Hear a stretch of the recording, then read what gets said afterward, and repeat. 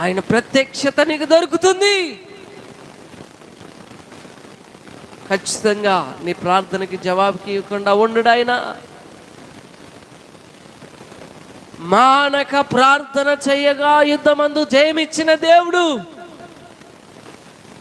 ఎబినేజరేగా ఉన్న దేవుడు ఈరోజు కూడా నువ్వు ప్రార్థన చేస్తుండగా కుటుంబం కొరకు, పిల్లల కొరకు, వారి భవిష్యత్తు కొరకు, సమస్యల కొరకు, అప్పుల కొరకు, రోగముల కొరకు, నష్టముల కొరకు, శ్రమల కొరకు ప్రార్థిస్తుండగా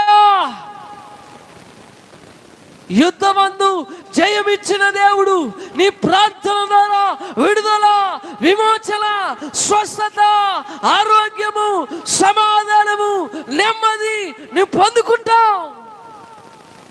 మానక ప్రార్థన చేయాలి. ఎబినేజరేగా ఉన్నది